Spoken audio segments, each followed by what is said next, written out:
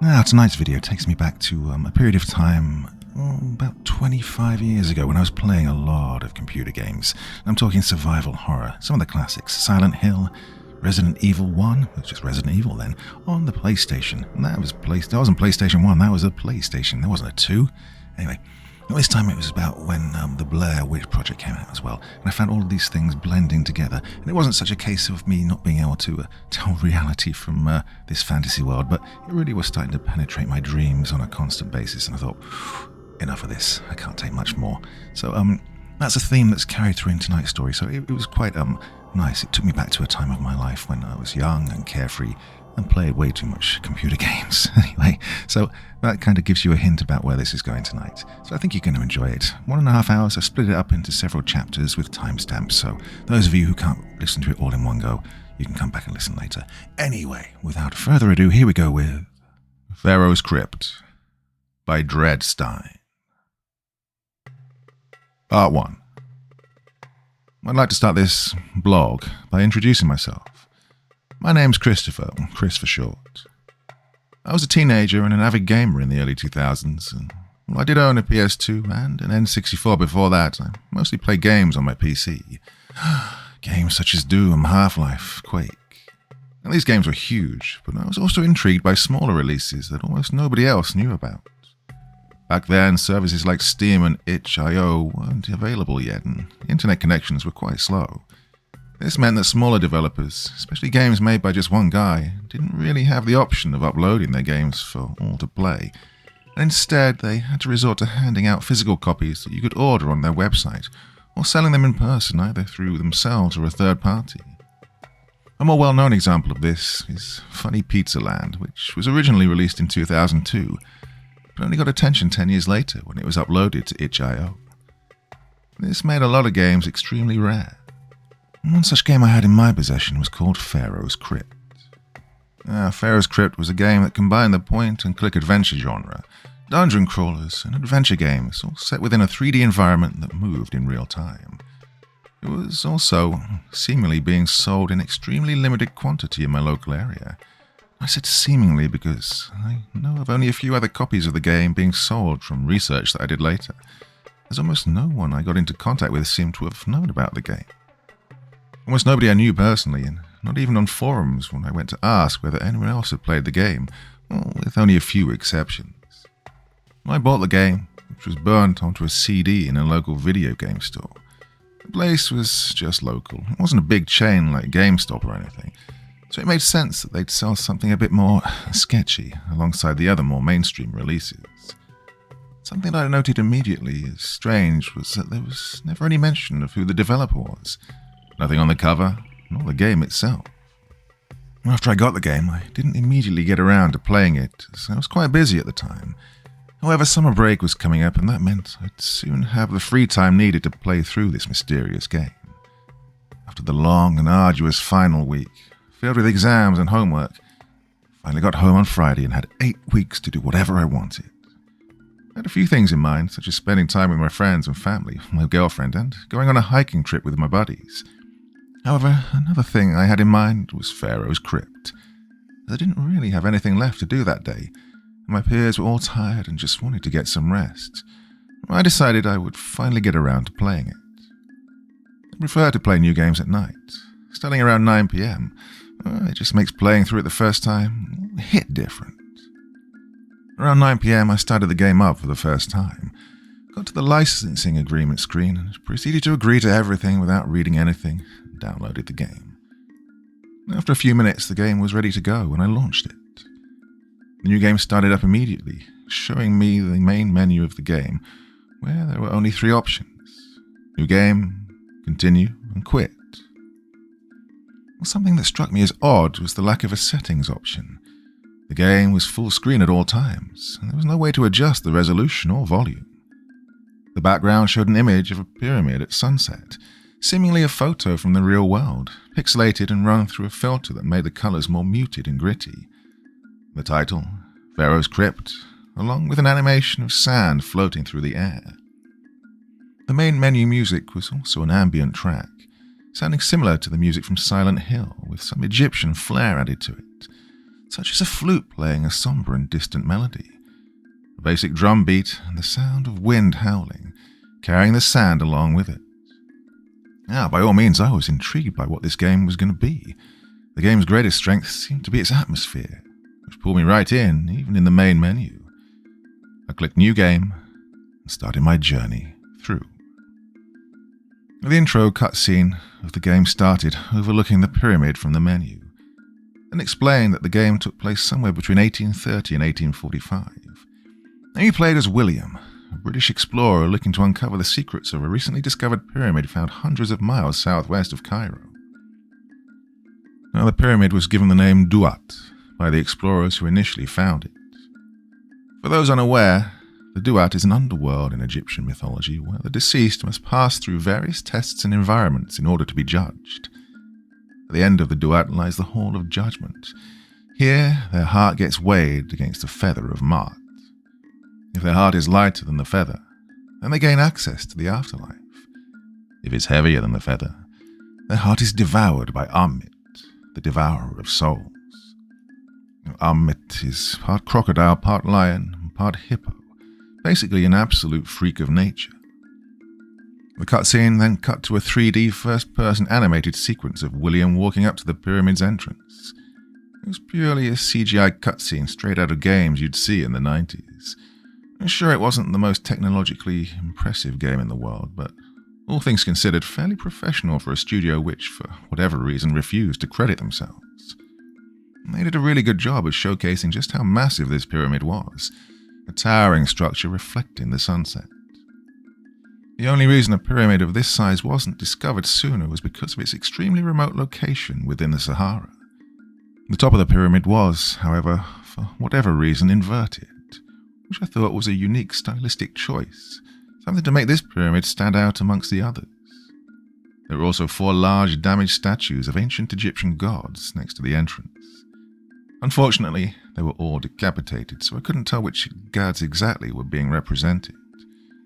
The protagonist of the game made his way to the entrance, and when he finally reached it, lit his torch. It was impossible to see any more than a few feet in front of him.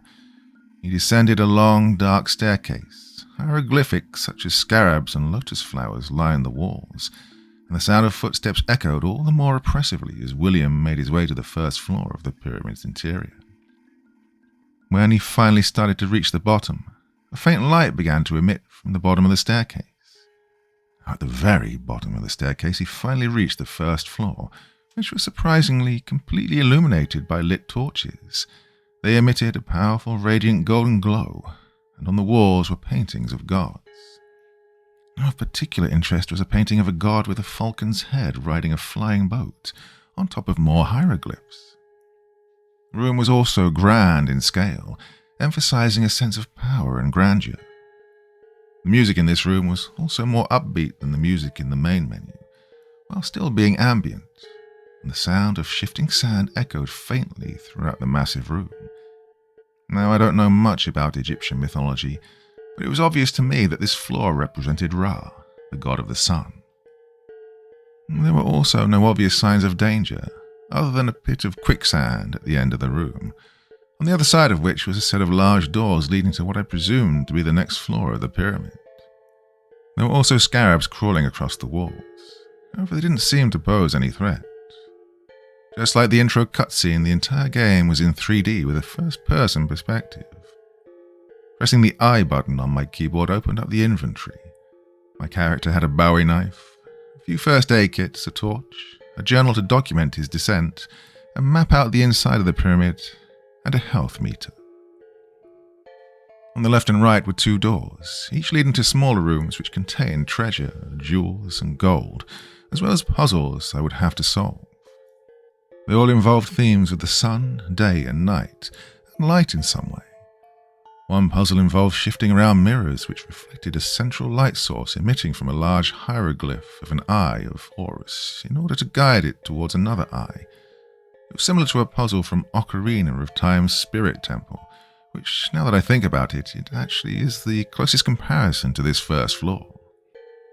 After a while, I found an item called the Book of the Dead. It went right into my inventory and was obviously important. However, none of the pages were readable, as they were all hieroglyphics, and unfortunately, I can't speak ancient Egyptian. As I made my way through the many rooms and halls of the first floor, I began to occasionally see things that looked somewhat out of place. Just a few unlit torches here and there, a scratch on a mural, rusted pieces of jewelry, and occasional subtle whispering. I presumed that these were all glimpses of darkness foreshadowing what was to come. Eventually I reached a room containing a statue of Ra. Interacting with it deciphered a part of the book of the dead I was carrying, giving me a spell that made a powerful golden glow emit from the book. After a series of puzzles that made use of my newfound ability, I finally made it back to the main hall. And I had noticed something I hadn't before. It was an eye of Horus on the ceiling, similar to those in the puzzle I described earlier.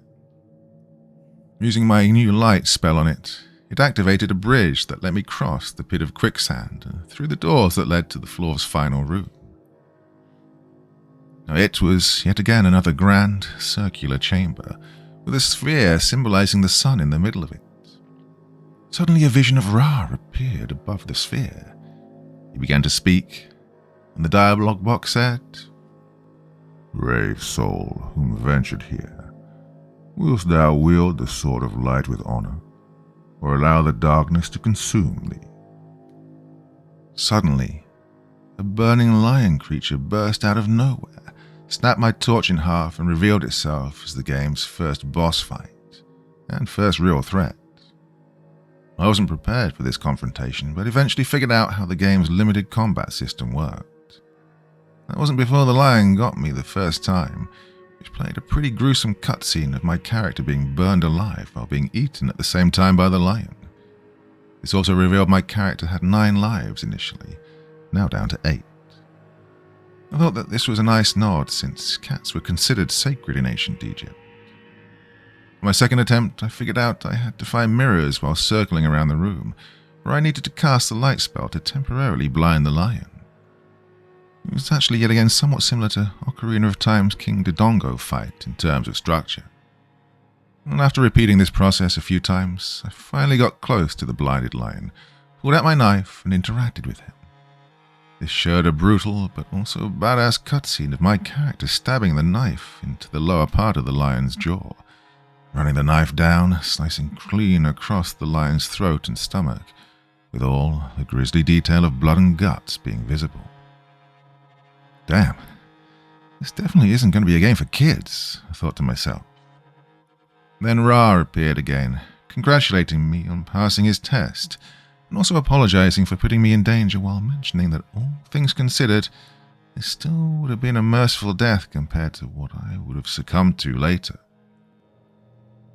"Thou art worthy. Take this with you." I received a light-emitting amulet with a scarab engraving.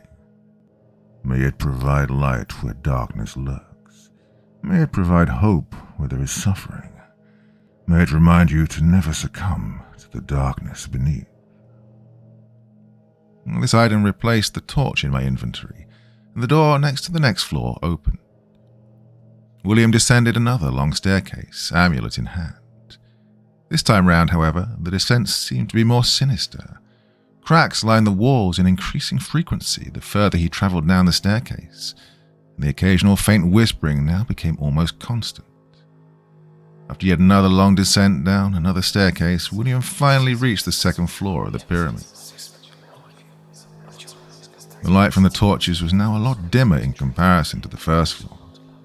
The murals depicted the underworld and its gods, such as Anubis rather than Ra, and the imagery of light and the sun was completely gone. The murals themselves also had a lot of scratches and showed signs of decay. The environment itself was a maze of dark, corroded, claustrophobic hallways. Cells containing the skeletons of those who had died within them, rusted chains and various messages scribbled in blood and fecal matter, and protected by iron bars lining each side of the various twisting hallways. This place was also a lot more hazardous than the first area, which was almost completely safe, as the hallways contained various spike traps, poison dart traps, and pits full of venomous snakes. The music now had a slow but intense rhythm. In the background, I could hear the occasional rustling of chains, the sounds of bones cracking, all the while the faint whispering continued. It became apparent rather quickly that this place was a prison. The environment required me to use the new amulet as a light source, as natural light sources were quite scarce. A lot of the traps could be disarmed with the knife in some way, if I managed to notice them before accidentally triggering them. There was, however, another, more pressing matter. As I explored the area, I quickly became familiar with tall, dark figures, who I'll call the Wardens. And these creatures stalked the hallways and were obviously not happy about their duties being disrupted by William. You couldn't defeat them, however you could either hide from them or use the light spell to blind them in order to give yourself an opening if they started pursuing you. The Wardens would also emit a heartbeat sound that helped you identify their current position, as well as being unnerving. Some cells contain the spirits of those who died within their confinement. Some of them would simply complain about their situation and not help out at all, while others were kind enough to help William by giving him tips on how to get past the area. Some spirits would even just scream and alert the Wardens. One of the doomed spirits suggested that William should figure out where the easternmost part of the prison was and look for a place where he could insert the scarab amulet that Ra had given him. After dodging Wardens, spike traps, jumping over snake pits, and avoiding poison dart traps, I finally found a cell with a loose lock, which I entered. Inside the cell, there was a circular hole in the wall, seemingly matching the exact shape of the amulet I had, which I inserted. Well, nothing happened. So I waited, but still nothing happened. Eventually, I decided to take the amulet out, which caused the wall to crumble, revealing a hallway filled with strangely fresh bodies. Some of them even appeared to be burned. At the end of the hallway was a tome. Approaching it and interacting with it, I deciphered another part of the Book of the Dead, this time granting me the ability to curse. William left the hallway and got out of the cell, and a light now appeared to illuminate his path forward, which I thought was strange. The Wardens also appeared to be gone now. This, however, made me even more uncomfortable, almost like the sudden calm was quickly going to spiral into a moment of panic. Then all the cages in the prison behind me suddenly opened. Shit, I gasped out. The souls of the dead started to scream inhumanly and began chasing William. I quickly started moving William forward along the path of light, careful not to make a wrong turn, as that would mean the end of me. All the while, the music was now completely overshadowed by the sounds of screaming, rattling, and the cells opening. At the end of the path was a locked door. This game was really getting to me now. With no other option, the first thing that came to mind, I cast Curse. The souls suddenly all stopped in unison, and then screamed incredibly loud. I actually had to turn down the volume on my speakers manually. It makes sense, however. I guess getting cursed for all eternity does suck. Despite their attempt to kill me, I still felt bad about dooming them for all eternity, as if they weren't already screwed before, stuck in this forgotten prison somewhere impossibly far underground. The door to the next floor was also quite disturbing. It had dried blood and claw marks all over it, along with rusted chains and locks to secure them as tight as possible. That wouldn't matter, however, since the chains began to turn into sand and the doors opened. I braced myself for whatever might be behind those doors, expecting the worst. However, when I entered, I was met with what seemed like, looked like a spa. The room was well lit, didn't have any signs of damage, and in the middle was a hot tub, for the lack of a better word. It was a giant pool of hot water. Interacting with it, it healed some of the minor damage my character had taken from the traps in the prior section of the game. What the hell? I said to myself out loud, as I wasn't expecting something so welcoming. Then a figure, seemingly a woman, appeared from the light fog created by the hot water.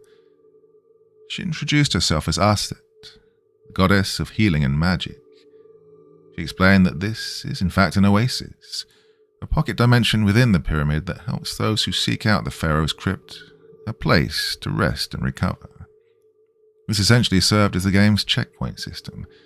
Any death from now on would return me to the last manual save I'd made in the Oasis. It had the same feeling as a Resident Evil save room, the only true safe place in the entire game. Marcette then told me that once I was ready, I could just go through the exit and continue my descent. I was expecting something to happen, something to go terribly wrong. This had to have been another fake outright. Well, it wasn't. I still had my suspicions that maybe it would be corrupted later, however. Maybe on my next visit, Arset will turn into a demon and the hot water will be turned into lava. Now, at this point, it was getting quite late. However, it was a Friday and I still wanted to see what the next floor of the game had to offer. So I went through the exit of the Oasis, ready to see one more floor before I turned off the game.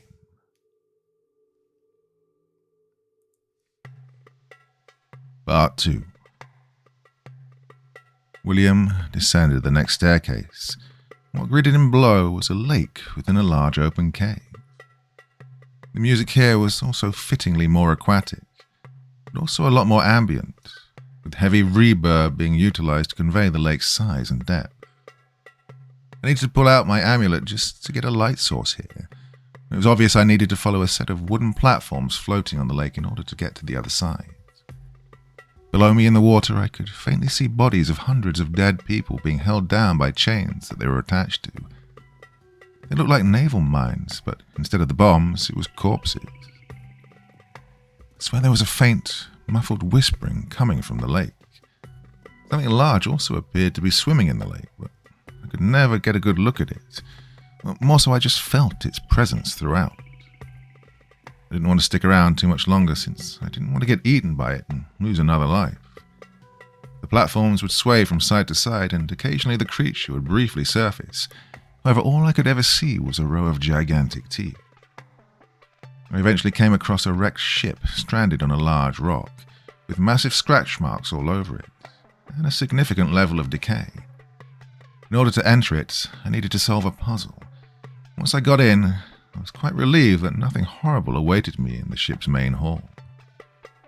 Surprisingly, it didn't seem like any water had got into the ship itself, meaning that I was free to explore the entire ship. Some rooms were darker than others, and I could barely see even with the use of the amulets. The music here was quite quiet, and the only sound I heard, from the most part, were my footsteps and the creaking of the ship's floorboards, as well as what sounded like running, but it was always distant and always brief. As I made my way through the ship's many rooms, I discovered journal entries left by the sailors who had met their end there. They started out hopeful enough, talking about how good the crew's morale seems to be, and how they're excited to discover new territory. As the journal entries went on, they got more and more depressing.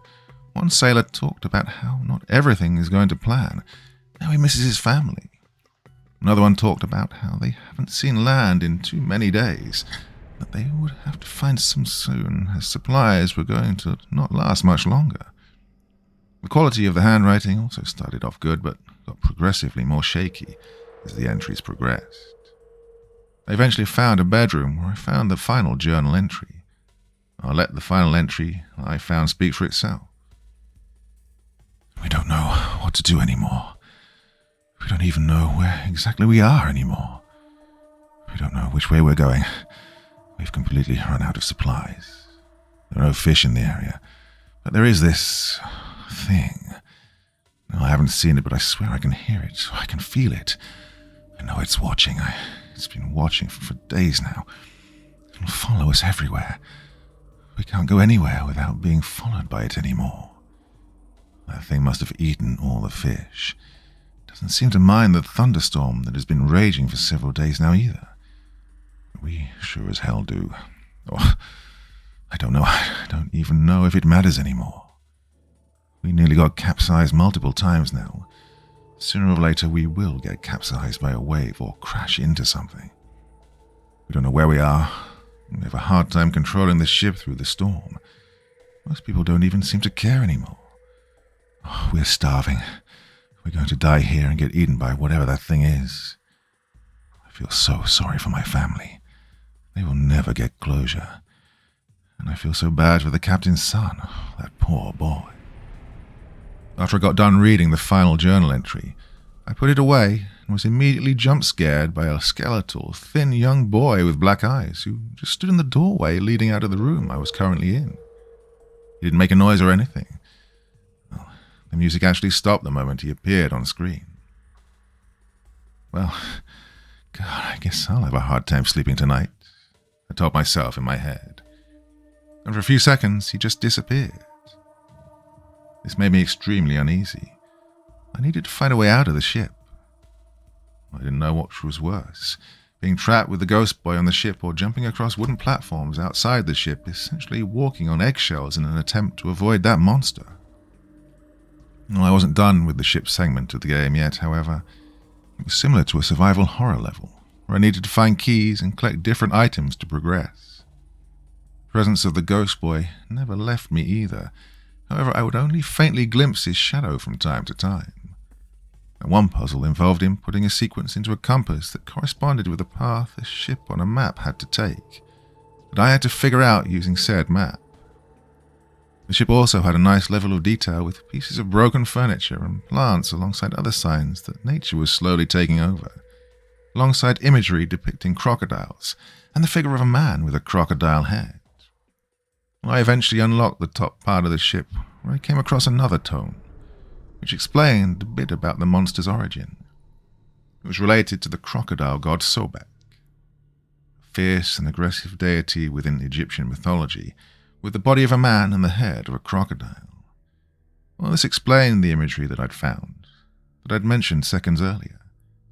It also granted me yet another spell, this time resembling a sonar device that I could use to track monsters, and in this case, the thing in the water. After finding the next exit out of the ship, I was met with a maze of wooden boards floating on the surface of the water. I didn't know exactly which way to go, however I felt safer in being able to cast the sonar spell, which I promptly did. It showed me that the monster was to my left, so I headed forward and alternated between going right and forward. This sense of security wouldn't last long, however, as the monster briefly disappeared off of my sonar, before yet again reappearing. This time, it was right in front of me. The beast flew out of the water, launching the wooden board several feet up into the air as it revealed its horrifying form. A zombified crocodile, with rotten human limbs and skinned human faces grafted all over its head. I quickly turned to the right and got as far away from this thing as possible. However, I could tell I was losing my way. The creature's roars went from bestial in nature to sounding like the screaming of men. The music here was also the most intense it had been so far. After what I would assume to be several minutes of just running away from it, barely avoiding it with the help of my sonar ability, I saw the ghost boy again. My first instinct was to run. However, for whatever reason, I approached him. I quickly realized that he was trying to guide me out of here to hopefully avoid the same fate that those sailors had done. With the help of the ghost boy, I finally got to the other end of the lake, and bright light emanated from the next door. When I finally got to the shore, I decided to look behind me one more time to see what the ghost boy would do. On my sonar, I could still see the crocodile thing approaching. It jumped out of the lake desperately, trying one more maneuver to get me. The ghost boy, however, flew into the air, and a powerful fog obscured what happened next. However, I knew exactly what had happened. The ghost boy, too, felt guilt for what happened, as well as hatred towards the beast that had killed his crew. With my help, he was finally able to get rid of his guilt, as well as take his well-deserved vengeance on the beast. The most horrifying flaw so far also had the most bittersweet ending thus far. I entered through the door, saved my game in the Oasis, and finally turned it off for the day. Shut off my PC, messaged my girlfriend goodnight, exchanged a few more texts with her, and finally went to bed around midnight. That night I had a nightmare about the game. I can't recall the exact details, but the environment was disgusting. Rotten meat, rusted industrial mechanisms, and black distorted symbols that just barely resembled hieroglyphs at this point, that were lining the walls, the floors, the ceiling. They were all pulsating, They were all alive. By itself, it made me feel sick. It looked similar to something you'd see in Silent Hill, but the problem was I felt like I was really there. Disturbing and distorted moaning and shuffling sounds overwhelmed my sense of hearing. I was seeing eyes that, for whatever reason I knew, weren't actually there. For some reason, I just knew where I was. Yes, I was in the lowest floor of the pyramid. This nightmare was about the game. I traversed the claustrophobic hallways of this nightmare realm until I reached a crypt. This was it, the Pharaoh's crypt, a tomb closely resembling that of Tutankhamun. Suddenly I couldn't move, and I felt a presence. This presence manifested into a tall, shadowy being who towered over me. I couldn't remember a single defining feature about it. However, I remembered what it said. "You are making great progress, Chris. I have to say, I'm impressed. But remember, you can't turn back now. Just keep up the pace. Something great awaits you." After the mysterious figure said that, the grave began to open slowly. A feeling of unimaginable fear got more and more intense, as incoherent sounds got louder and louder. I felt a pressure in my head going from subtle to unbearable. The more the grave opened slowly, revealing its contents. But before I was able to see what was inside it, I woke up screaming at 4 a.m. My bed was completely drenched in sweat, and my heart was pounding. Well, needless to say, I didn't really want to go back to sleep anymore. I decided to listen to some music and watch YouTube for a few hours until I could begin my morning routine at a more reasonable time. I finally decided to get out of bed just before 7 a.m. I felt quite groggy, as I really had only slept for about 4 hours. I was also happy my sudden yelling hadn't woken up my parents. I saw no point in texting my girlfriend just yet, as she probably wouldn't be awake yet to see it, and I wanted to wait at least another hour before I did. In the meantime, I decided to take a shower, do some basic hygiene, and make myself breakfast.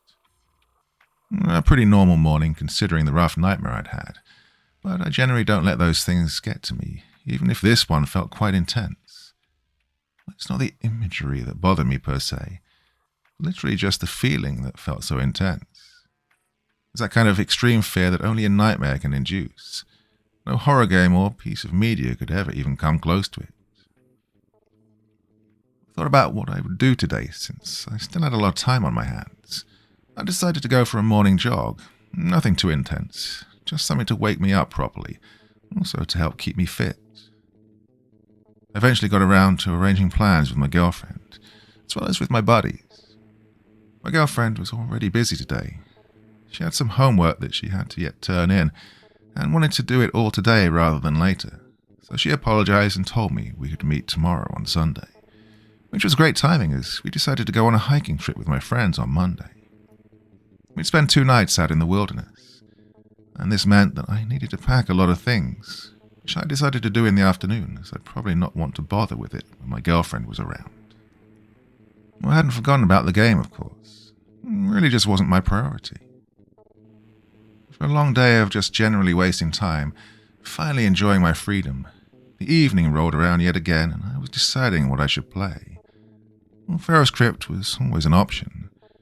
I'd almost completely brushed off the nightmare by this point, though when I initially started the game up again, I was reminded of it, which soured me slightly on the game at that moment.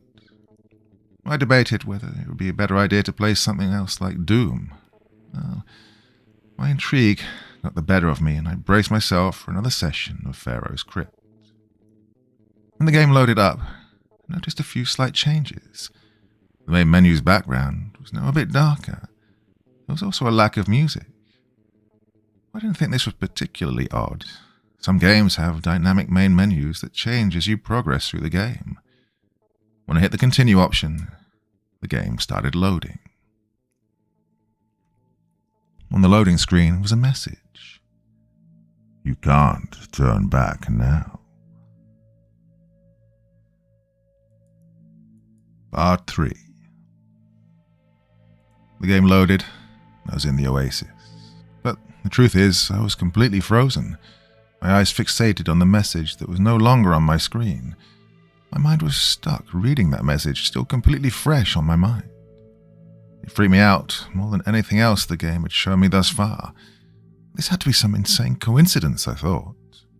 After all, it seems like a message that would fit perfectly into a game like this, so I tried to brush it off. But to be honest, I could never get rid of this sharp, paranoid feeling in the back of my mind for the rest of the session.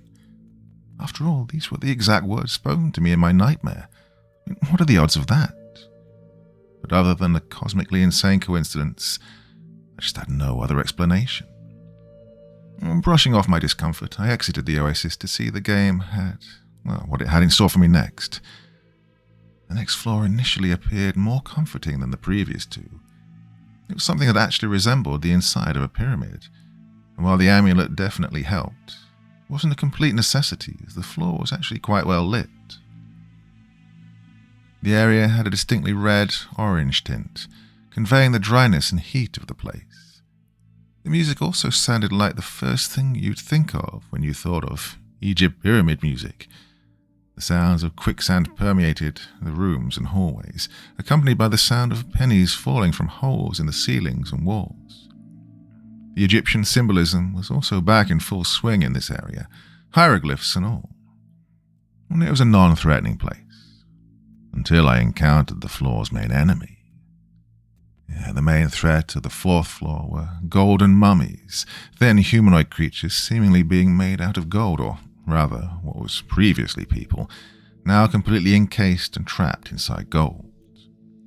They had no discernible facial features, just a flat, round surface of gold where their faces would be. They also moved in an extremely unnatural and uncanny way. The sounds they made were extremely eerie moans and groans that sent a quick shiver down my spine whenever I heard them. They were also quite quiet, not making any obvious sounds, which made me lose a life to them. The death animation wasn't anything complex. One of the figures simply grabbed me by the head and stared at me while it made a hushing sound before it came to a game over screen, making my number of lives jump down to 7. In combination with their high polygon count within a low poly game, it was really an off-putting and eerie death screen. I figured out quite fast that the best way to deal with this new enemy was to use the sonar spell I got on the previous level. It wasn't unbalanced, however, as the range at which it could detect the golden mummies was quite short. Using the curse spell also appeared to be effective, slowing their movements to a sluggish pace for a few seconds. Progressing through the level, I made my way through the claustrophobic corridors and waterfalls of golden pennies. From the murals that were painted on the walls, I could slowly piece together a common theme of greed and abuse of power. Some murals had a figure sitting on a throne of gold with stacks of food, while below were rows of people reaching out, but nothing came to them. Another mural had the same kind of rich figure sitting in a golden carriage being carried by what was obviously slaves. The most interesting mural, however, was also the one that deciphered the origin of these golden mummies. It was a mural depicting a king being slowly turned into gold while the slaves and peasants cheered. Later on, I encountered a mural of people smashing the golden mummy with a pickaxe, taking the gold and even ripping out the preserved chunks of flesh and meat that was hidden beneath the shell of gold. Towards the end of the level, I unlocked another spell, this time a stasis spell, which did exactly what the name implies. Once I got my new spell, a giant boulder crashed through the wall opposite of my position. Thinking quickly, I stopped it dead in its tracks with my new spell. The spell was also useful for the golden mummies, but instead of slowing them down, it completely froze them. I figured out later that I could freeze some of the falling pennies to reveal hidden pathways behind them. Some puzzles also forced me to use the stasis spell in order to stop moving mirrors, and the light spell to reflect light off of them at the correct angle. The final challenge in this level was an encounter with a sentient golden sphinx statue. It was obvious I needed to engage with it in order to open the way into the next floor. I expected this to be a boss battle. However, it was more of an NPC interaction, with me needing to answer its riddles in order to progress. The riddles were just the usual, although some were a bit more interesting, such as, the passage of time brings with it evolution. Evolution makes what came before redundant, But what is the thing that your kind will never replace? Now, for this riddle, I had to select an item from my inventory. In this case, it was the knife. Well, it makes sense, I guess. The blade is something that won't become redundant anytime soon. Eventually, however, it asked me, what is the thing that haunts the Pharaoh's crypt? I was a bit freaked out, but then I read the options, which were a giant snake, the Pharaoh's ghost, and a tall, dark figure. Well, my jaw dropped. Despite all the signs, I still thought this was a coincidence. However, there was also no real way for me to know the answer, unless I selected the third option, only to find out I was right. I had no explanation for this, but it still had to be some kind of coincidence. I mean, the game is pretty creepy. I don't have nightmares that often either, but it's not like it's some grand mystery. I had a nightmare about the game and that's it. Besides, these things are quite predictable. It's not uncommon for a horror game or a game with horror elements to feature a tall, dark figure. Well, that could literally be anything. I'm quite certain almost all horror games have that to some extent. Oh, and about the message, you can't turn back now. Well, it has to be one of the first things you think of when you think about a horror story where you descend into a place further and further. So, nothing out of the ordinary there either. Well, I aggressively brushed it off, just continued with the game. This time, however, when I got out of the next Oasis checkpoint, I opened the door to what I assumed to be another staircase. It wasn't. Instead, it led me to a room that looked like a rusted jail cell. Not like the ones on the second floor, but something that felt more modern. This didn't mean it was well kept in any way. It was disgusting, with rust covering the walls. The floor tiles were rotting, and what was obviously a light bulb had a horde of insects flying around it. It flickered on and off, and as it did so, I could hear it flickering. The music in this area was also quite disturbing. The main instrument was a horn, which was heavily distorted, followed by what sounded like the scraping of metal or machinery with added distortion and reverb. In the center of this small room wasn't a staircase, but rather a hole with a bottom that I couldn't see. And this was an uncomfortable thematic shift. Up until now, William has had the luxury of going down staircases he couldn't see the bottom of, but at least it wasn't a hole he couldn't see the bottom of. And God knows how deep it would take him, if he even survived the impact. Well, having no other option, I jumped down. The next floor had an industrial aesthetic. Everything had a dark red, almost brown tint. You could practically feel the decay just from looking at it. Stained light bulbs were the only source of light, and they were all locked behind cages or bars.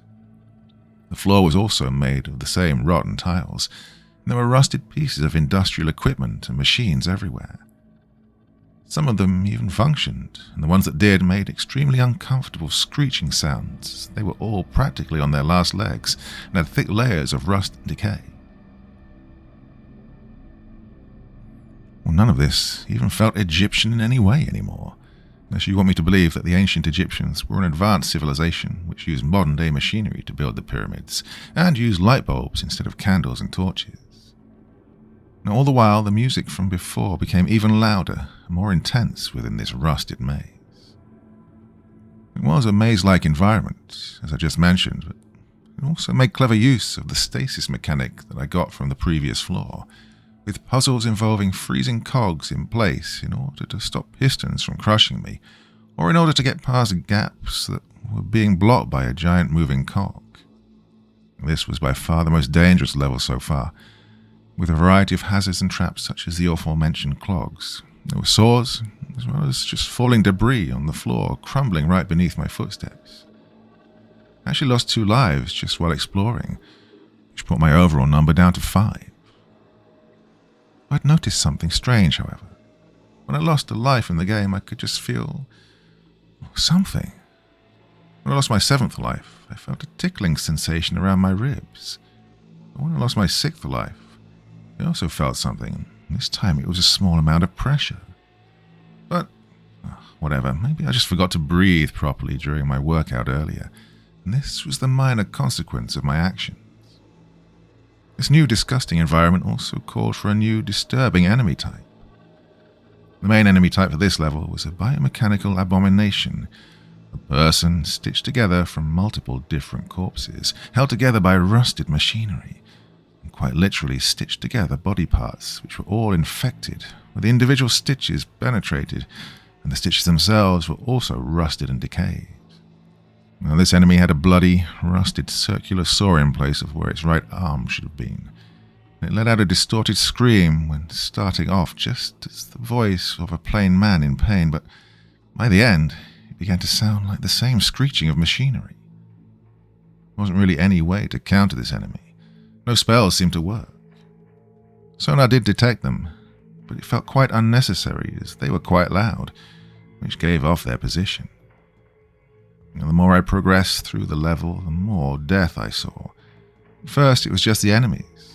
Then the rooms began to contain decapitated limbs and other body parts. I'd noticed eyes painted with blood on the rotten walls. They were similar to the eyes of the Horus, just a bit more distorted. Every once in a while, I could also see a tall shadow creeping just around the corners, but whatever it was always gone before I managed to take a look at it. Eventually, there was even a puzzle I found of an engine room where I had to unclog a pipe. When I did so, a mass of crushed flesh and bone spewed out of the now unclogged pipe. Well, solving this puzzle activated a drawbridge elsewhere in the level, which I could now cross to get to the final part of this floor. The final room had a boss fight against a large, incomprehensible entity made out of several corpses. The closest thing I could compare it to would be a frog or some kind of insect. It moved rather slowly, but had a few abilities it could use, such as lunging at me or spewing acidic vomit. There was also no unique music. It was still the same horn and screeching that played through the entire rest of the level. In order to defeat it, I had to lure it into jumping into a meat grinder in the center of the room. As the meat grinder shred its bones and flesh, it didn't let out any scream, just soft howls of pain, while the sounds of rusted machinery breaking bones apart were far more apparent. The lack of desperation it had when it got shredded made me think it was almost glad to finally die, glad that it was getting put out of its misery. I was also glad not to lose a life to this boss, as it was one of the harder ones so far. I saved my game at the next oasis and decided to turn the game off for tonight. I was feeling quite tired for whatever reason, so I did my usual routine before bed before heading off to sleep once again. I felt quite happy that my girlfriend would be coming over to my place tomorrow, and that I'd go hiking with my friends the day after that. As for my thoughts on the game, it was spooky, yeah, definitely more so than I expected at first, but I was still intrigued as to what the ending might be, and just how the next floors would look like. Now, needless to say, yesternight's nightmare wasn't bothering me at all anymore. Playing the game seems to have been a way for me to face my fears head-on and come out on the other side stronger. With that satisfaction, I turned off the lamp on my bedside table, tasted my girlfriend goodnight, that I couldn't wait to see her, and went off to bed. Part 4. Well, that night, I had another nightmare. This time I woke up in a void, just pure darkness. The only sound I could hear was an ominous hum all around me. I'd been stuck in space. It remained like this for a long while, however, I was beginning to feel increasingly uneasy. White paintings of eyes began floating in the void. They weren't painted on anything, they just floated, and looked exactly like the ones I'd seen on the 5th level of the game. Then they all suddenly stopped. For a second there was silence, then a static noise began to play as they began floating towards me. The static got louder and louder as they inched closer and closer, and just as I could almost feel them touch me, everything went black again. I can't exactly tell if what happened next was part of the same nightmare, or another one I had later in the night, but I was suddenly dropped into a dark red hallway, and there were no sounds at first, so I started to walk down it. I remember I wasn't particularly scared or even slightly uneasy here. For whatever reason, I felt quite calm. I needed to make my way through a sort of red maze, till I heard something say, "Come here, Christopher." It was a very deep-sounding voice, and it echoed throughout the many halls. There was no doubt in my mind that it was the same voice that the tall, dark figure had in my previous nightmare. I was shaken up by this, but what other choice did I have other than to continue? I felt like my movements were almost dictated by something more than just my own willpower, allowing me to come closer despite the increasing fear that I felt. As I got closer to the source of the voice, I could hear torches burning faintly down the hallway. Once I got there, I was greeted by the same room from my previous nightmare. The golden tomb lay before me in the center of the room, closed shut. The unease in the air became more apparent, until the dark figure showed itself once more. "Oh, I'm so glad you are back," it said in such a friendly manner, although that didn't really do anything to stop the feelings of panic that I'd felt seeing it again. "You're so close now. Just 2 more floors left until you're at the bottom." Suddenly I realized I was completely frozen in place.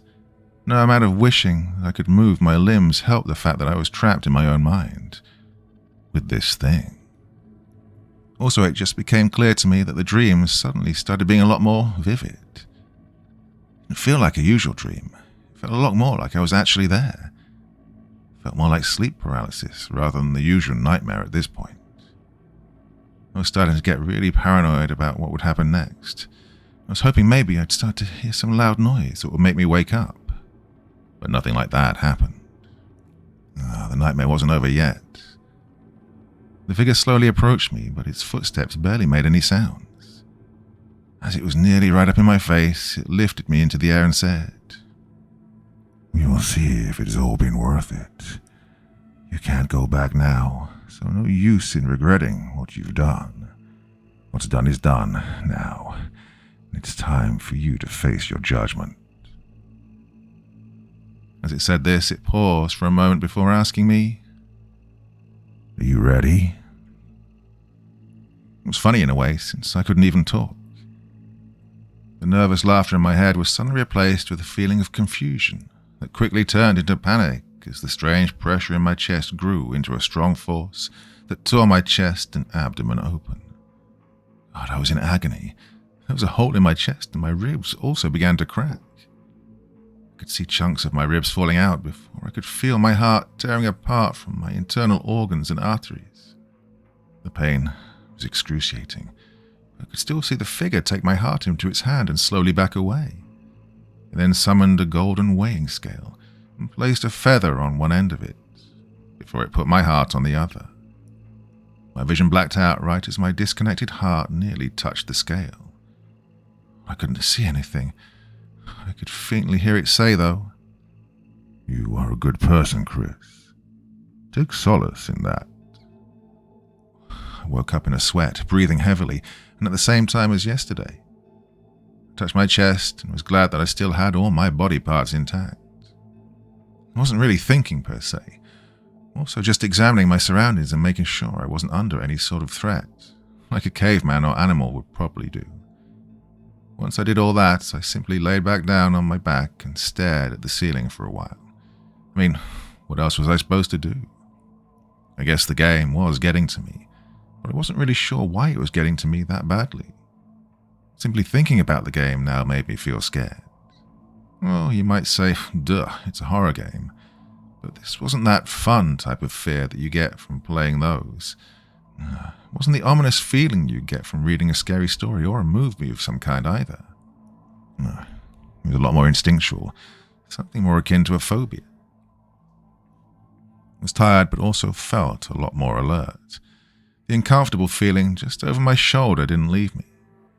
Got out of bed and tried to do my usual morning routine of taking a shower, making myself breakfast, all of that. It was Sunday now, and I needed to make sure I got some proper rest, as well as spend quality time with my girlfriend once she came over. I couldn't, however, ignore the elephant in the room, which was Pharaoh's Crypt. This game was really getting to me, but it also intrigued me more than ever. So despite the obvious effect the game was having on my mental health, thought that by playing it earlier in the day I could face my fears, as well as hopefully avoid another nightmare. I kept in mind that for 2 nights in a row now, the last thing I did was play the game for an hour or two, so with it being so fresh on my mind, it's no wonder that it influenced my dreams so much. Despite that, the dreams felt a little too weird, just a bit too real.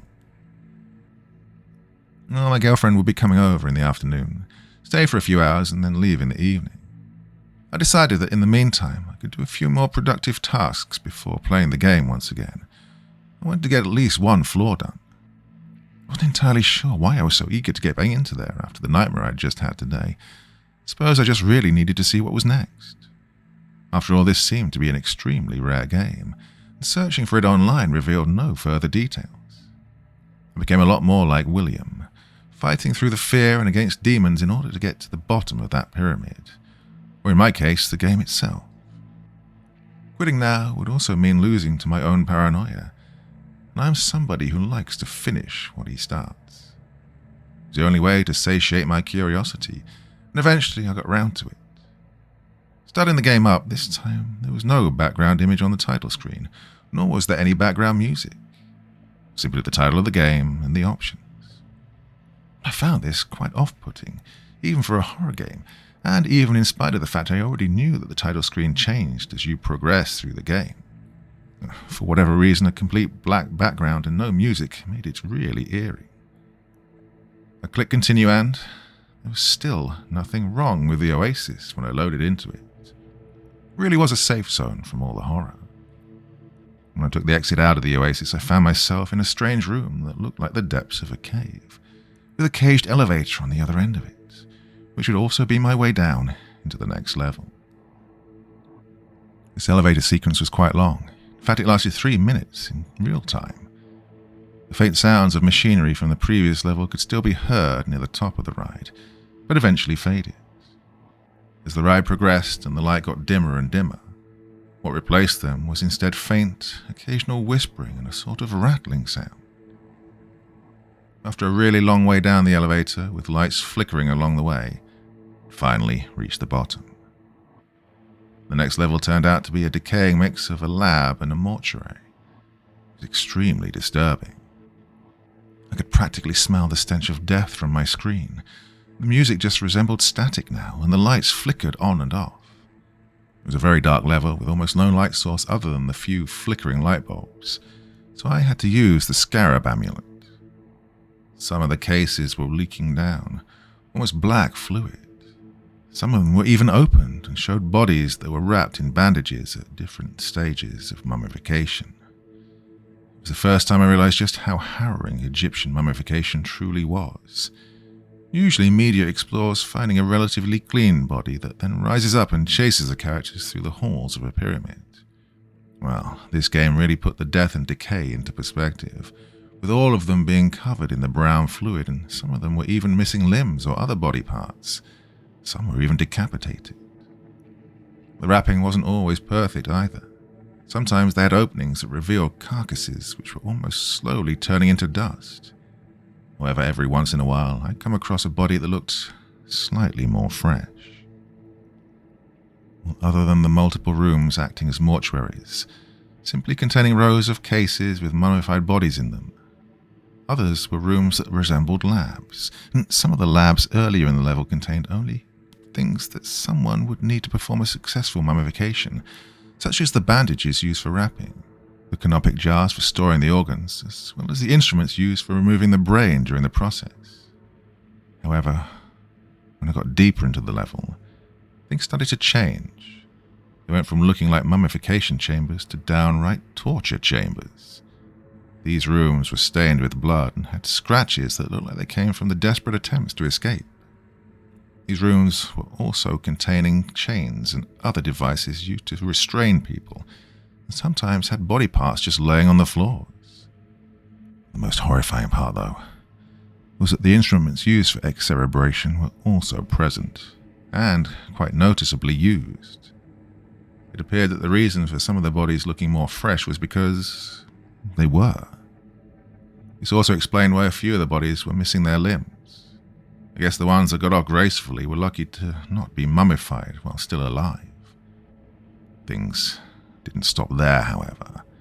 Uncovering more of these morbid rooms, I eventually found ones with industrial and medical equipment, including sewing machines, drills, and circular saws. It appeared to be the origin of the enemies from the previous level. The faint whispering became nearly constant in these rooms. The floors were now drenched in that brown liquid, and I also noticed paintings depicting a shining eye of Horus within a triangle, surrounded by other occult symbols. They very clearly were being used in an attempt to perform some kind of ritual, or to receive some kind of occult blessing. It appeared as though whatever horrible things happened in these rooms were done so in an attempt to achieve some kind of enlightenment, maybe by torturing a person and turning them into a biomechanical monstrosity. And this was seen as merciful and a higher existence by whatever sick...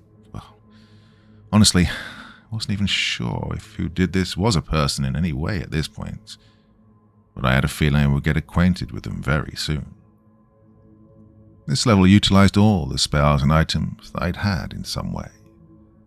The knife, for example, was used in one puzzle to dig out a key from one of the corpse's eye sockets, while the sonar spell could now be used to detect important items such as keys lying around the several chambers of this level. The weirdest part was that this level didn't seem to have any specific enemies. It was eerily quiet, although that doesn't mean the level was without its own hazards. But other than a couple of traps, there wasn't really any danger. Usually I'd be relieved, however it was just making me feel all the more uneasy in this level. As I found the exit door, it became even more confusing that the game would simply just let me through. Right as I was about to open it, I heard a whisper behind me. I turned and saw a tall, shadowy figure that disappeared too quickly for me to be able to tell if it had any defining features. Just like the thing I'd seen in my nightmares. I just didn't get it. I turned around quickly and made it to the oasis, saved my game, and quit. Well, I was pretty much frozen in place, unable to stop thinking about what I'd just seen. This game was getting to me, more so than any other horror game. In fact, it had stopped being the fun kind of fear a long time ago. Everything about this game, sure, the levels could get quite disturbing. The music was eerie, the idea of the descent through a long-lost pyramid is creepy.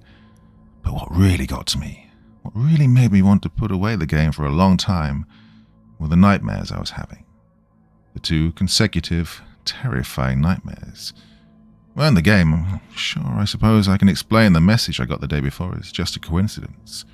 In fact, I could explain all of this as just coincidental, but it no longer felt that way.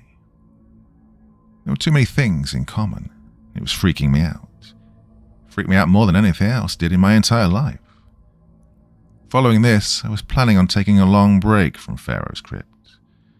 I'm sorry, but the figure from my nightmares somehow appearing in the game was the final straw. Pushed against my own psyche when I started up the game again today, but instead of finding answers, I just found more questions.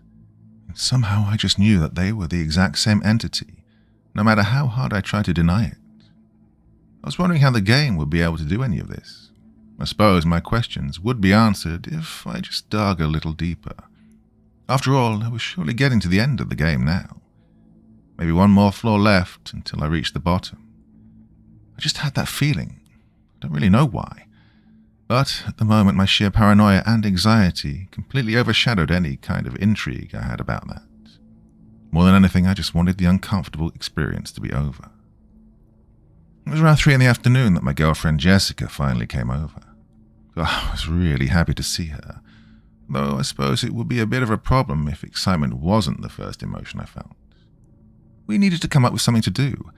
Now, ordering a pizza did sound nice, but as a fun date idea, maybe we could try making one ourselves. The problem is, I really didn't know where to start, so I decided to look up a recipe on the internet, as there were quite a few good ones. When I returned to my room, however, I found it strange that my PC had turned on, or was turned on. I don't really know, I just couldn't remember turning it on or turning it off. Well, I remember turning it off. Maybe Jessica was the culprit. Either way, I just decided to brush it off. After a few hours of doing stuff together, watching movies and such, Jessica noticed that something was off with me. We were laying next to each other in bed when she inquired about my strange behavior. I didn't even notice it myself. She said I was more quiet than usual and looked like I had something on my mind that weighed me down a little. I was of course hesitant to tell her about the video game, so I just told her I was probably a bit tired.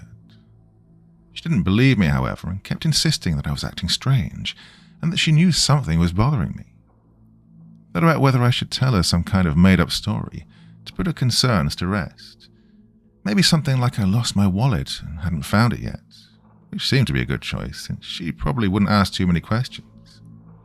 So I told her that I lost my wallet while walking home on Friday, to which she immediately called my bluff and said, "Chris, I saw your wallet in the living room on the dining table. I'm not stupid, you know." Now that the cat was out of the bag, I knew I had to come up with something else, or I could genuinely try to tell her the truth and hopefully not get sent to a psych ward. And so, I told her. "Jessica, look, please don't think of me as crazy. Just try to be open-minded." She looked obviously confused. Hopefully she wasn't worried I'd tell her I was cheating on her when I told her to be open-minded. But she was still obviously willing to listen to me. She was clearly waiting for me to say something more. I've had 2 consecutive nightmares these last 2 nights. They've made me feel somewhat unwell. I looked at her to see her reaction, but it didn't look like she had any objections yet. I think, there's this game I started playing on Friday, and I think it has something to do with it. Well, Jessica interrupted me. "Well, I can't say I'm surprised. Maybe don't play scary games before bed then, you dummy." Here I was thinking it was something actually serious.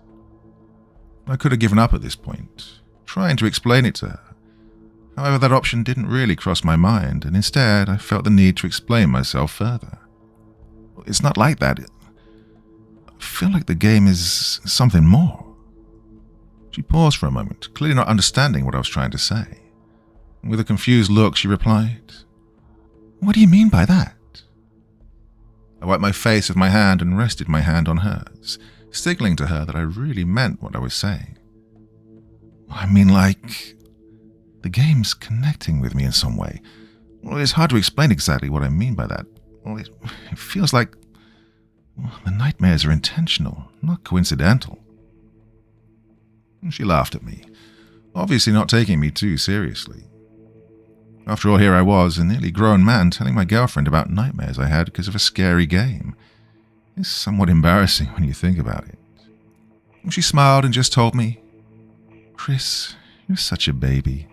Hey, if it really scares you that much, why don't you show me later?"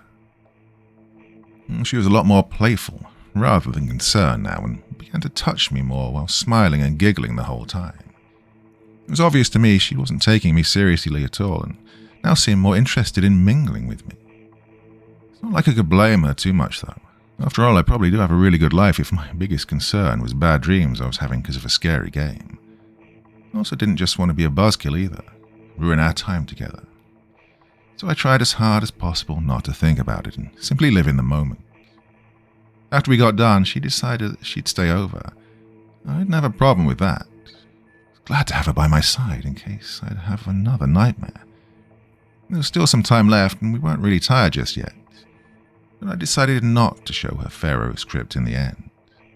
I was afraid it might just have the same effect on her, and that wasn't something I really wanted to risk.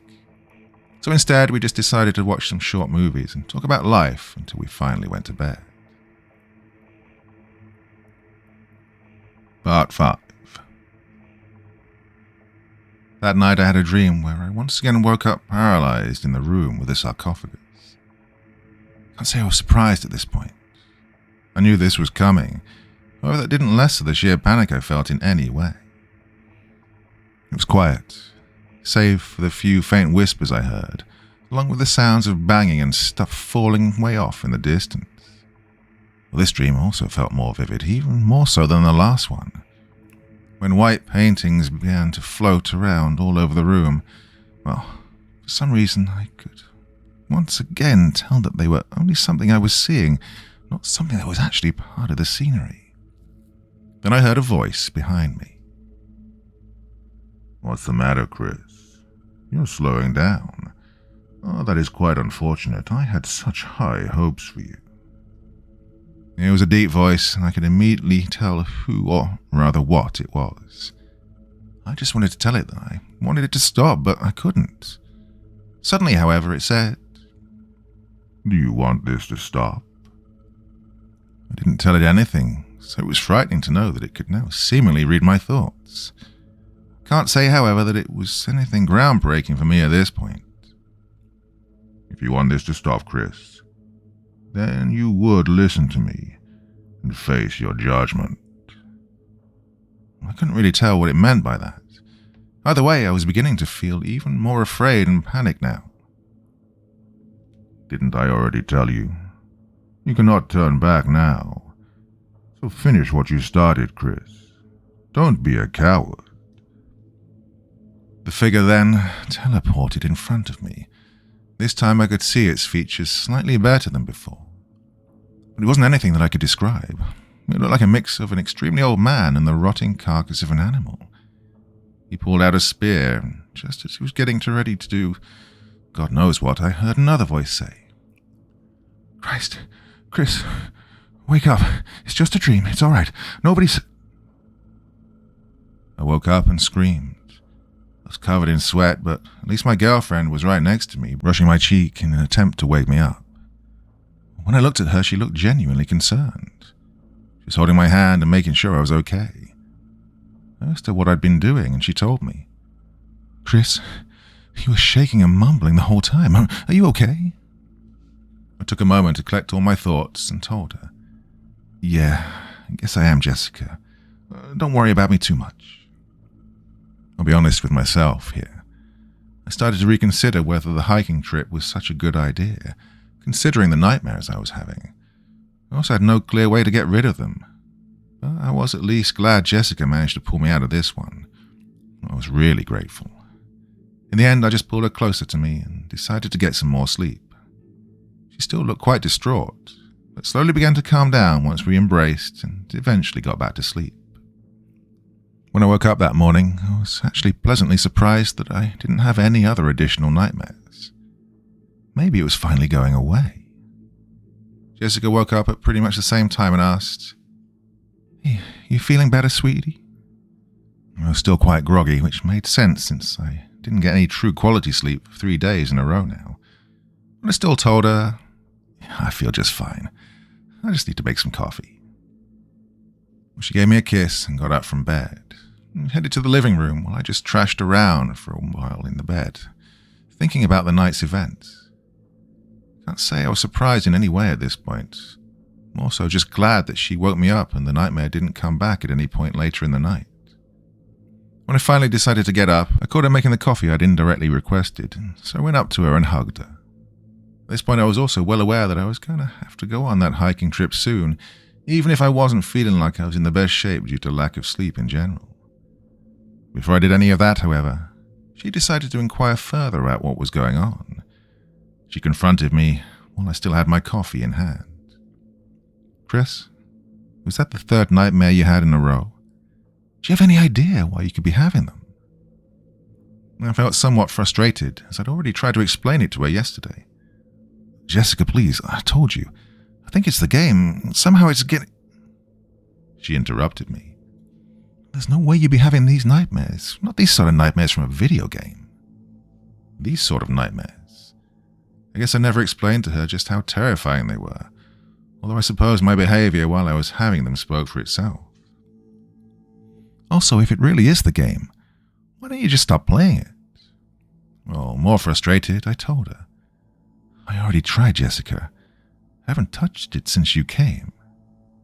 Since I came? I mean, so you played it yesterday, just before I came? Well, yeah. She just burst out laughing. Guess I really was somewhat stupid. Maybe I really just needed more time, and I'd let go of the game somehow. Just forgetting the entire thing existed felt like the best option. The rest of the morning we spent doing the usual together, till we finally had to go out at around lunchtime. After lunch, which consisted of the leftover pizza from yesterday, I packed my stuff and made sure she was ready as well.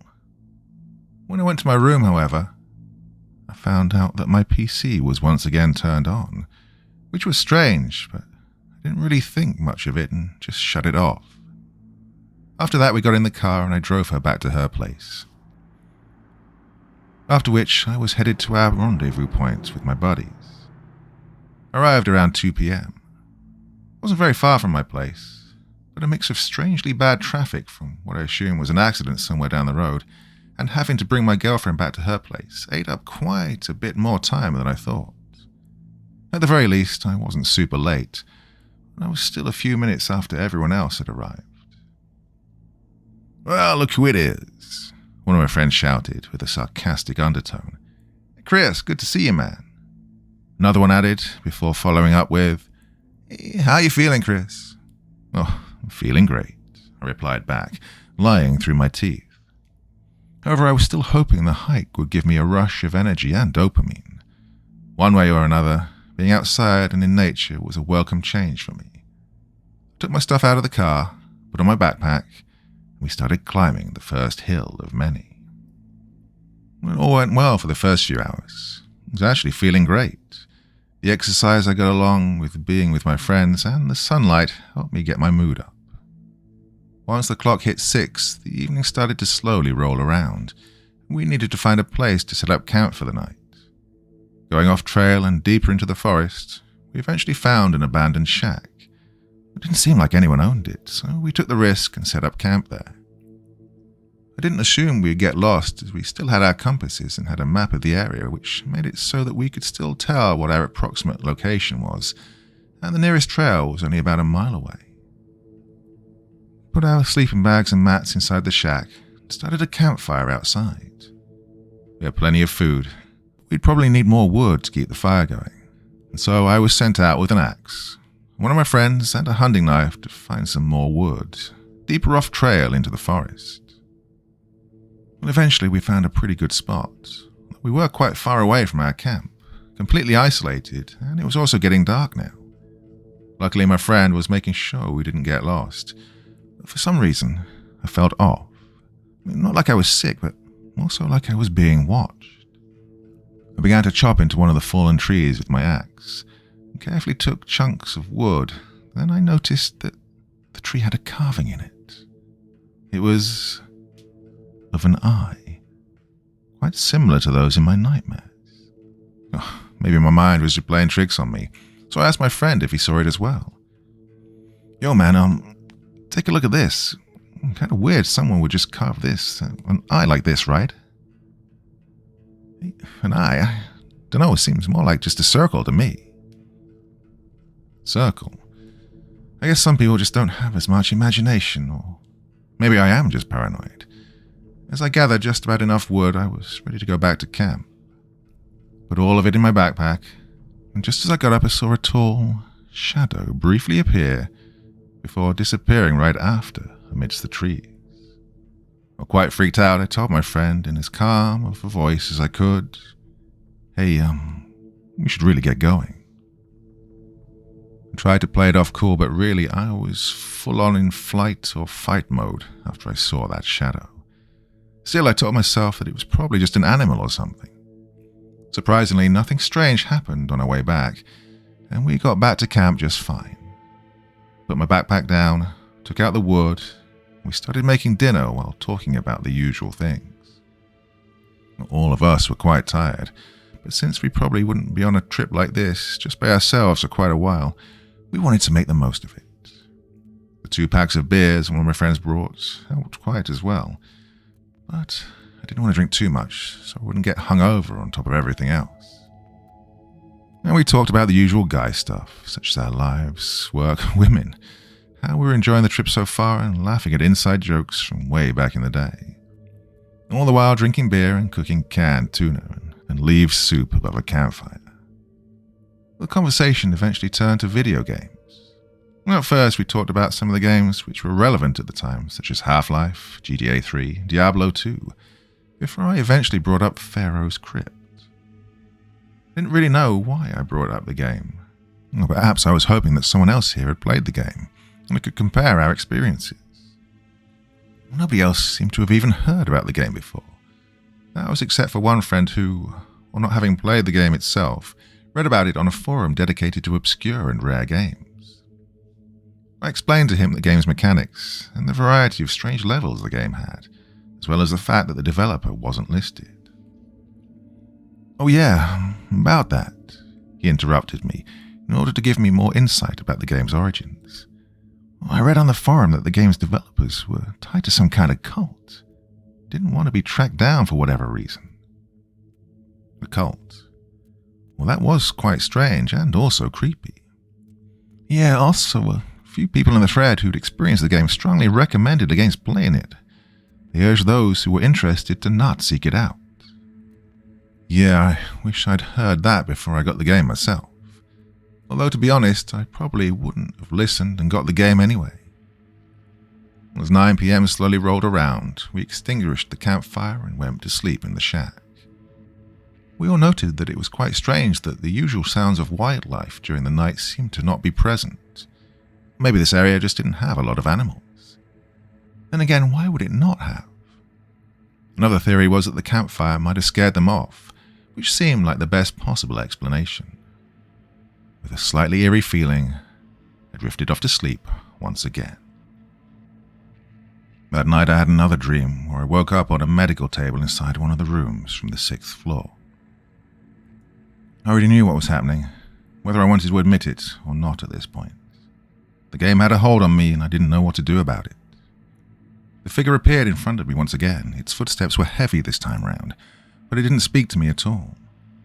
All the times that it had spoken to me before were terrifying already, but just slowly pacing around the room, not saying a word, induced a type of panic in me that I can't even describe. That's when I heard rusted metal scraping against the floor. And the next thing I know, it was towering over me with a rusted exacerbation instrument. I desperately wanted to move, to scream, to do anything at all, but I was completely paralyzed. I jabbed the instrument into my nose, and I could slowly feel and hear it growing right into my brain. Just as the pain was becoming too extreme, I woke up yet again and covered in sweat. I checked around for my things before I heard the sound of one of my friends outside screaming. This sent me into a panic frenzy, and I quickly gathered as many necessities as possible and got dressed in order to investigate the strange sound and check if my friend was okay. I got out of the cabin and a strong gust of wind immediately blew over me. It seemed like it was very windy outside. I quickly ran in the direction of the sound, and as I approached it, I began to have a strong, splitting headache. But it was strange. I hadn't had any alcohol the day prior, and I wasn't too tired either. But that didn't matter right now. What mattered was whether my friend was safe. The closer I got, the more watched I began to feel. The feeling from the day prior was no longer something I could ignore. Then I saw it. My friend, with blood leaking from his mouth and completely pale skin. He stood completely still and had his chest pierced by a spear which was held by a tall, dark, shadowy figure. I was absolutely losing it at this point. I didn't know what to think at all. Then the figure looked at me and simply said, "Run." It let out an inhuman scream, and the paintings of eyes began to appear all around me, and the strong gust of wind now began to sound like a constant, faint screeching. And you'd be goddamn right. I turned around as fast as possible and began to run like never before in my life. Maybe I should have gone ahead and warned the others, but that didn't cross my mind at that moment. At this point, I just wanted to survive, and while some part of me knew that I was seeing this thing that probably wasn't real, primal instincts took over me, and I knew that if I didn't run now, I'd be seriously fucked. I ran quickly towards the direction of the nearest trail. All the while, more eyes began popping up between the several tall trees, and watching me trying to run for my life. I never once looked back, but somehow I just knew that the figure was hot on my trail. I'd felt its presence somehow.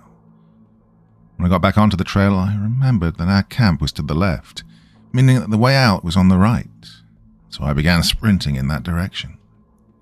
My pace had considerably slowed down now. The ground beneath me began to feel heavy, but I could also tell that the eyes and the thing chasing me weren't about to be merciful or fair. The eyes were following me, tracking my every move, and the presence behind me was just getting closer the more I slowed down. So I wasn't keen on stopping at any point. I had so much adrenaline, the exhaustion I felt didn't slow me down at all. I was absolutely flabbergasted as to how any of this could be happening. I had no idea if I just well and truly went completely insane, or if this was actually real. After several hours, I'd finally made it out of the forest, with the only breaks I took only serving to give me the bare minimum time I needed to drink water so that I wouldn't die of dehydration or some kind of shock. My heart was still pounding, and for whatever reason I knew that I still wasn't completely safe. For about an hour more of just walking at a faster pace, I finally made it back home. I shut the door closed so hard my next-door neighbors probably thought it was a gunshot. For a second, I just lay down on the floor, trying to catch my breath, before going to the bathroom to drink about 2 liters of water at once. Well, it was still well into the night, between 3 and 5 a.m. While I wanted to get more sleep, I still felt too unsafe and too unafraid to go back to bed just yet. I took off the dirty clothes I was wearing, just left them in the hallway for now. Got back into my room and my PC was turned on. The monitor was a black screen with the title screen of Pharaoh's Crypt on it. At this point, I'd accepted that either the game was a cursed artifact made by a cult, or I just well and truly lost my mind. I sat down, put my hands on my mouse and keyboard one more time, and braced myself to do what I knew had to be done. The title screen also only had one option now, which was face your judgment.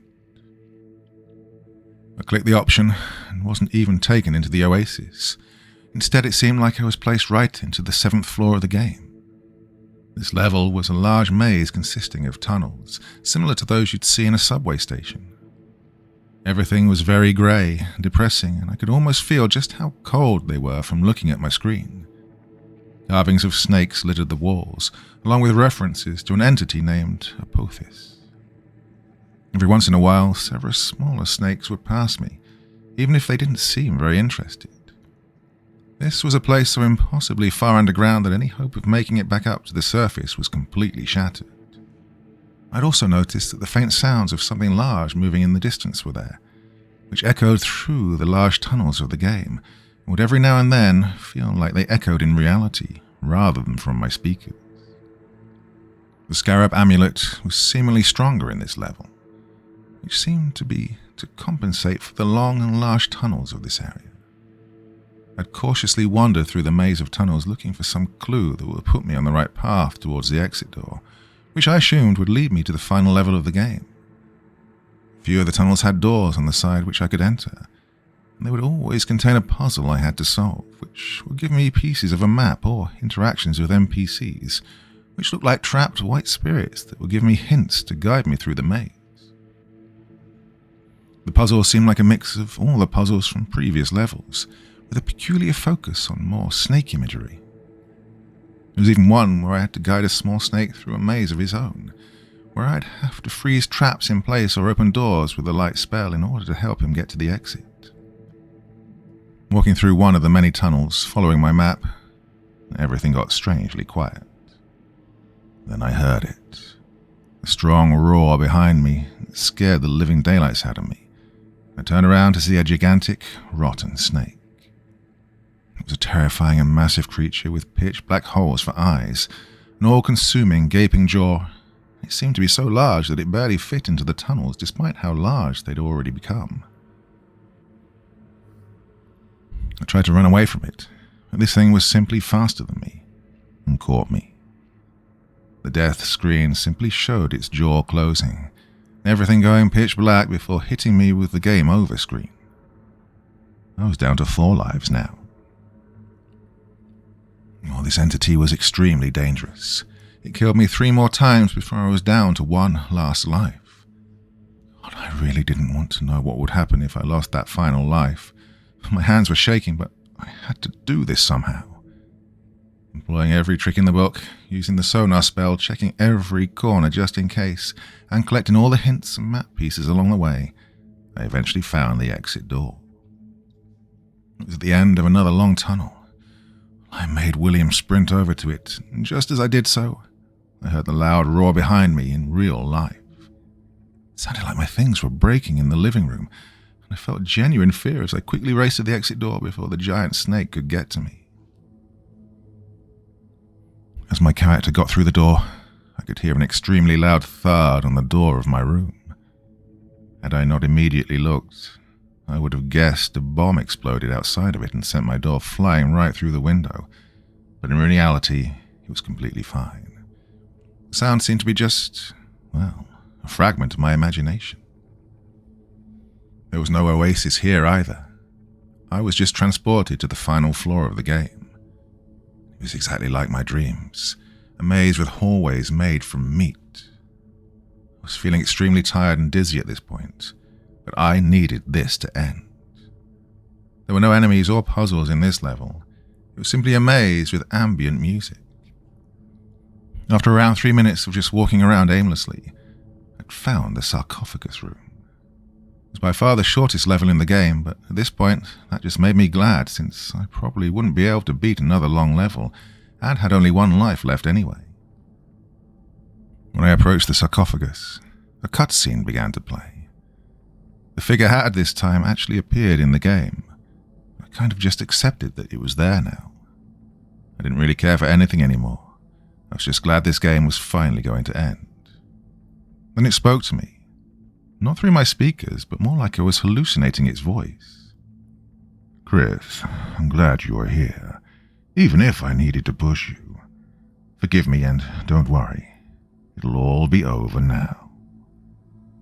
He paused for a while before resuming with, Are you ready to face your judgment? The screen cut to the sarcophagus, which slowly started to open. The same intense screeching noise that I'd heard in my dreams began to emit from my speakers now. And just as I almost saw what was inside, the game froze. I could hear and see something shooting out from my computer with sparks around it. But the next thing I know, I'm laying on the floor and it's 8 p.m. in the evening. Well, it seems like I'd blacked out. I checked my clock and I was in disbelief that I was seemingly unconscious for nearly the entire day. I'd missed several phone calls from my friends, Jessica, and pretty much everyone you'd expect to be worried about me. They were all worried about me, and I'd missed calls and several texts from pretty much each and every one of them. Before I got to explaining everything to them, which I didn't even know how I would do, I decided to check on what was going on. My computer wasn't turned on for one. When I turned it on, there was nothing weird about it, except for the fact that Pharaoh's Crypt seemingly completely disappeared, with no trace of it anywhere on my PC. Also, the disk that contained the game was now laying on the floor of my room, and seemingly burnt. Not burned as in something was copied onto it. I mean, it was like it was literally lit on fire and turned into ash. It was no longer hot to the touch, but it was obviously no longer functional. I decided I would send it to the scrapyard tomorrow and never touch it again. I decided to text Jessica first. Hey Jess, I'm okay, don't worry about me too much. Probably just drank too much yesterday or something. I'm back home, completely safe. I'm fine, just a bit tired. I didn't feel like calling her just yet. It was also quite late after all. After that, I needed to repeat the process for pretty much everyone I know before deciding what I was going to do with the rest of my day and how I was going to fix my sleeping schedule. Also, it had just dawned on me that my car was still near the entrance to those woods, so I'd go back for it the next day. Also, my friend who died, well, he was seemingly completely fine since he texted me, asking if I was okay as well. I eventually decided to get some sleep in order to fix my sleeping schedule, and luckily I didn't have any nightmares. My life after this pretty much went back to normal after a few days. I still had the occasional weird feeling every once in a while. After about 72 hours, it was like nothing had ever happened. However, I still needed to know more about the game. So, for months on end, I would look, but all I'd find was some information that I already knew from threads I'd already read on forums that I'd already visited. Sometimes I'd find a new thread. One of them was even the thread my friend had mentioned back when we were out camping. That was until one day I decided to search for burnt disc with a weird video game on it. While the results didn't yield anything at first, I eventually found a report of a person being found dead in front of their computer, which had seemingly also turned off before they found him. It was later determined that the cause of death was an epileptic seizure, despite his family stating that he had no history or even any signs of epilepsy and seemed to handle flashing lights just fine in the past. The thing that freaked me out, however, was that when they inspected his computer for evidence, they found a strange blank CD, burnt to a crisp.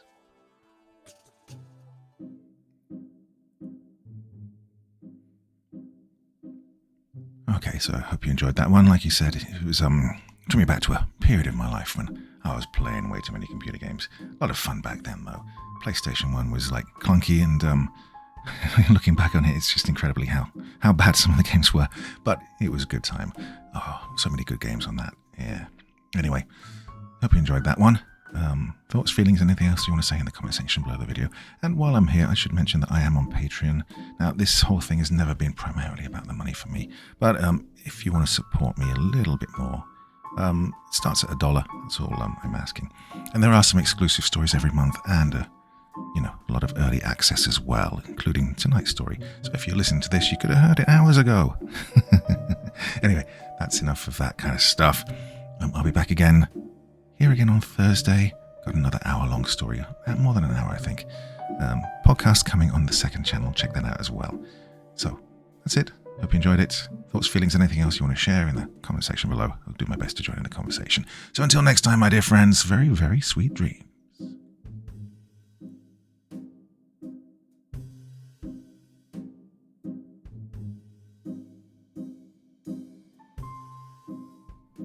Thank you so much for taking the time to listen to this story today. It really means a lot to me and to the author of the story, of course.